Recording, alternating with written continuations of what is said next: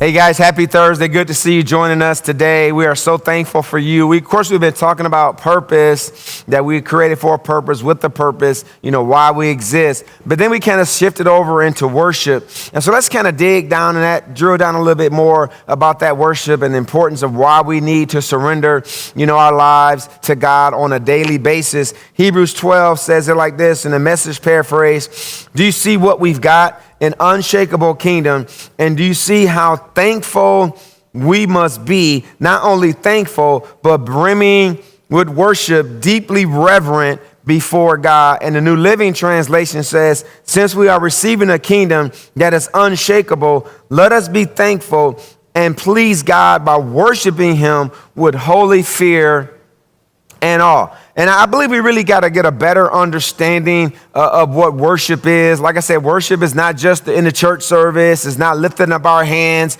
It's not just saying words. No, worship really encompasses every aspect, of our lives. We can worship God when we're shopping. Our work is meant to be worship. That's what it was for Adam, and that's really what I believe it should be, be for us. And I don't believe God has never wanted us to seclude worship and just leave it at church. No, we need to worship God when we're driving. We need to worship God when we're even, at home. We need to worship God when we're out having fun. We need to be everything. We need to be worshipful because we're inviting God in to every area, of our lives. So understand this, that the heart of worship is surrender. And we defined it yesterday as this. It means to yield to the power of another, to yield or to give up, to yield to any influence, passion, or power. And we have to get to this place in our spiritual walk with God when we just learn to obey God because we love God, which is really the foundation of worship. And this really causes us to surrender our hearts on a daily or consistent basis to God, because many times when we hear the word surrender, it invokes unpleasant images. We think surrender, we think of, defeat, we think of yielding to a stronger opponent. And we've been taught to, you never give up, but and win at every cost. So we do not hear much about surrendering in a positive light. And so we want to hear about winning and succeeding and overcoming and conquering, as opposed to what? Yielding and submitting and obeying. And so surrendering, again, is really the heartbeat or at the heart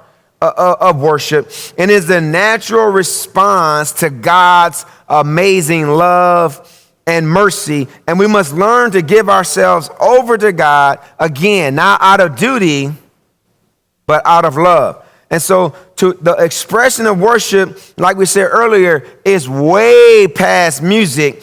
Just like a diamond is multifaceted, worship is multifaceted, and there are many sides to worship. Worship is expressing, listen, our love to God for who he is, what he said, and what he's doing. Let me say that again. Worship is expressed by love to God for who he is, what he said, and what he's doing. Praying, singing, testifying, giving, trusting, obeying his word. All those are aspects of worship.